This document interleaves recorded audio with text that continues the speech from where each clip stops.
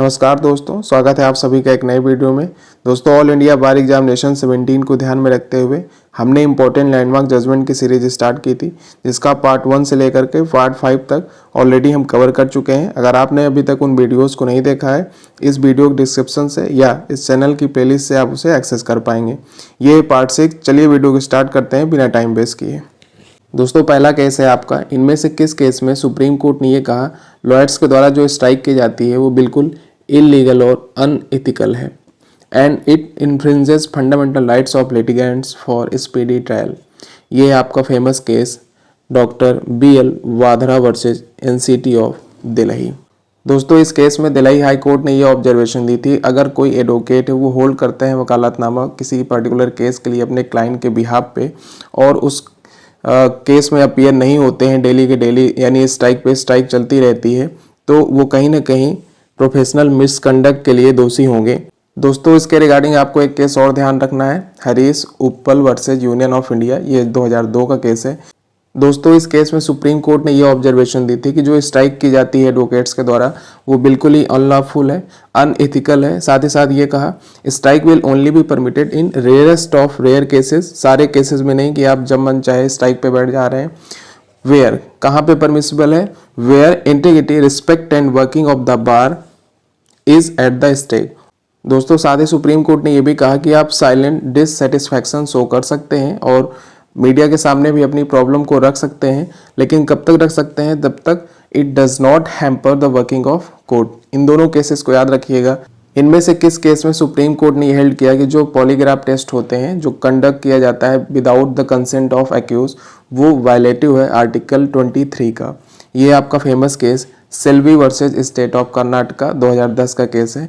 इस केस में supreme court ने यही हेल्ड किया था। सुप्रीम कोर्ट का ये ऑब्जर्वेशन था कि जो पॉलीग्राफ टेस्ट होते हैं या लाई डिटेक्टर टेस्ट हो गया, ब्रेन मैपिंग हो गया, नार्को एनालिसिस टेस्ट हो गया, ये सारे जो टेस्ट होते हैं अगर एक्यूज की कंसेंट के बिना इसे हम कंडक्ट कराते हैं तो फिर वो वायलेटिव है आर्टिकल 23 का, और कहीं ना कहीं राइट टू प्राइवेसी जो कि फॉल करता है with in the ambit of article 21, उसके भी अगेंस्ट ये जाता है। Lie detector test should be administered only with the consent of the accused.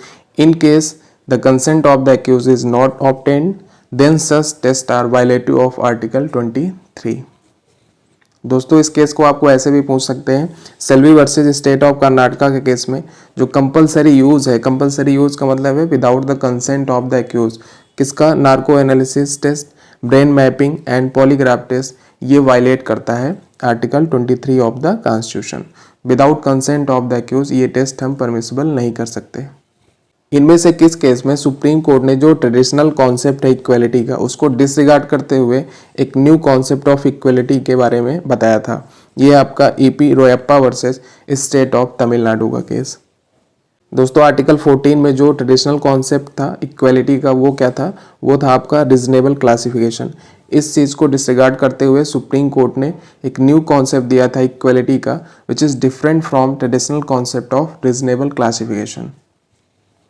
इस केस को आपको ऐसे भी पूछ सकते हैं, supreme court of India has adopted new approach for the interpretation of the concept of equality. EP Royappa versus state of Tamil Nadu.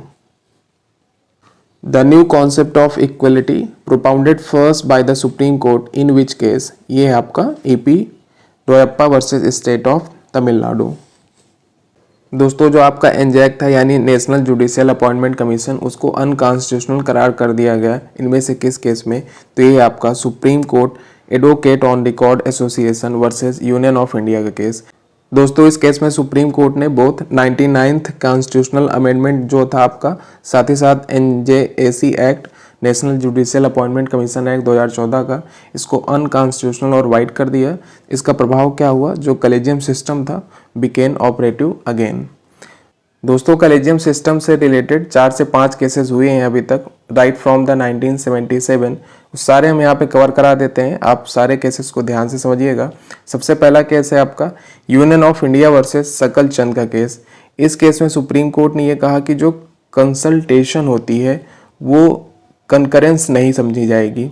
दोस्तों, 1977 का जो केस था उसमें ये कहा गया कि कंसल्टेशन कंकरेंस नहीं समझी जाएगी। सेम व्यू यहाँ पे SP Gupta versus union of India के केस में कहा गया। इसको आप फर्स्ट जजेस केस भी कहते हैं, ध्यान रखिएगा। फर्स्ट जजेस केस कौन सा है? SP Gupta versus union of India 1982 supreme court. इसमें यह कहा कि consultation does not equal to concurrence, यानी जो पावर ऑफ अपॉइंटमेंट थी वो एग्जीक्यूटिव के पास ही रही। यानी कहने का मतलब ये है executive had supremacy in appointment of जजेस। दोस्तों जो आपका सेकंड केस है उसे हम बोलते हैं सेकंड जजेस केस। ये है आपका supreme court advocate on record versus union of India. इस केस में ये कहा गया, सुप्रीम कोर्ट ने जो फर्स्ट वाला जजमेंट था इसको ओवररूल करते हुए कहा कंसल्टेशन का मतलब होगा कंकरेंस, और हम कॉलेजियम सिस्टम रखेंगे। इसमें सीजीआई होंगे प्लस 2 सीनियर मोस्ट जजेस भी होंगे। दोस्तों जो थर्ड केस है आपका, यानी थर्ड जजेस केस, वो है आपका प्रेसिडेंशियल डिफरेंस अंडर आर्टिकल 143 1998 का केस है। इस केस में कॉलेजियम सिस्टम को थोड़ा सा एक्सपैंड करते हुए ये कहा गया सीजीआई प्लस 4 सीनियर जजेस होंगे। साथ ही साथ हम ड्यू प्रोसेस फॉलो करेंगे with regard to appointment of जजेस। दोस्तों जो फोर्थ केस था जो हमने अभी क्वेश्चन के आंसर में डिस्कस किया था, supreme court advocate on record versus union of India 2015 का केस है ये। इस केस में सुप्रीम कोर्ट ने 99th कॉन्स्टिट्यूशनल अमेंडमेंट था और साथ ही साथ एनजैक को अनकॉन्स्टिट्यूशनल एंड वाइड डिक्लेयर कर दिया। इससे इफेक्ट क्या हुआ, जो आपका प्रीवियस पोजीशन थी कॉलेजियम की वो मेंटेन रही। दोस्तों इन केसेस को आपको इनके क्रोनोलॉजिकल ऑर्डर में सेट करना है, यानी कौन केस कब आया उसके हिसाब से। सबसे पहला केस आया था आपका 1977 में संकल चंद सेठ का। उसके बाद आपका केस आया SP Gupta versus union of India का 1982 में। फिर आता है आपका supreme court advocates on record. Last में आता है 1998 में रेफरेंस केस। तो इस तरह से आपका सही आंसर है 2143। Scope of Article 356 was examined in the case of SR Bombay versus Union of India।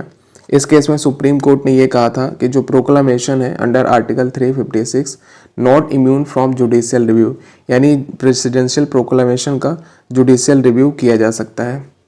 दोस्तों SR बम्बई केस रिलेटेड है proclamation of emergency under article 356 of constitution. इस केस में सुप्रीम कोर्ट ने ये गाइडलाइन दी थी। देखिए जो पहला इसमें ये कहा proclamation dissolving state legislative assembly is subject to judicial review. Second ये कहा president rule can not be impose on the ground of political consideration. इस ग्राउंड पे हम प्रेसिडेंशियल रूल इम्पोज नहीं कर सकते। थर्ड ये कहा imposition of presidential rule and dissolution of state assembly can not be done together.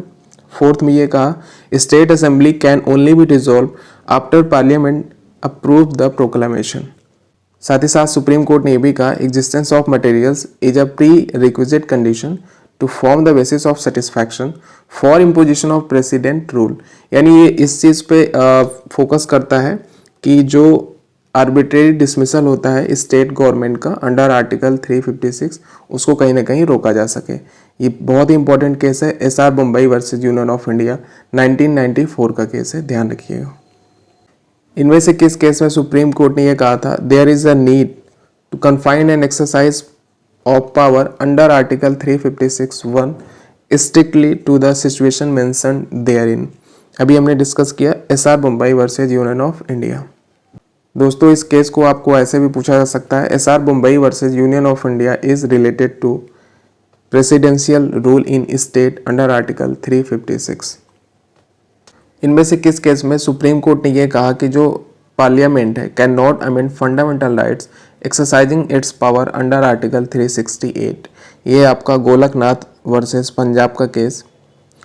इस case में सुप्रीम कोर्ट ने जो शंकरी प्रसाद और सज्जन सिंह के केस थे उनको ओवररूल करते हुए ये हेल्ड किया था parliament had no power from the date of decision to amend part 3 of the constitution so as to take away or abridge fundamental right। दोस्तों अमेंडमेंट से रिलेटेड कुछ इंपॉर्टेंट केसेस हैं जो सारे हम यहाँ पे डिस्कस कर देते हैं। आप सारे केसेस को ध्यान से देखिएगा। सबसे पहला केस है आपका शंकरी प्रसाद वर्सेज यूनियन ऑफ इंडिया 1951 का केस है। दोस्तों इस केस में सुप्रीम कोर्ट ने ये कहा था कि जो पार्लियामेंट की पावर है टू अमेंड द कॉन्स्टिट्यूशन वो इंक्लूड करती है फंडामेंटल राइट्स को भी अमेंड करने की पावर से। और साथ ही ये भी कहा कि कॉन्स्टिट्यूशनल अमेंडमेंट अगर वो आपके फंडामेंटल राइट्स को एब्रिज करता है या टेक्स अवे या कर्टेल करता है उस पे भी वो वैलिड होगा। तो नेक्स्ट केस आता है आपका 1965 में Sajjan Singh versus state of Rajasthan. इस केस में भी सुप्रीम कोर्ट ने जो शंकरी प्रसाद का डिसीजन था उसको रीइटरेट किया था, यानी अप्रूव कर दिया था, और ये कहा कि amendment of constitution means amendment of all part of constitution including fundamental right. Kesavananda Bharati versus state of Kerala का 1973 का, इसमें सुप्रीम कोर्ट ने ये कहा parliament can amend any part of the constitution but subject to it basic structure, यानी basic structure को आप disturb किए बिना कोई भी कॉन्स्टिट्यूशन अमेंडमेंट कर सकते हैं। इनमें से किस केस में सुप्रीम कोर्ट ने ये कहा कि कॉन्स्टिट्यूशन का जो बेसिक स्ट्रक्चर है उसको हम अमेंड नहीं कर सकते हैं by exercising the power of amendment under article 368। Same case है आपका Kesavananda Bharati versus state of Kerala.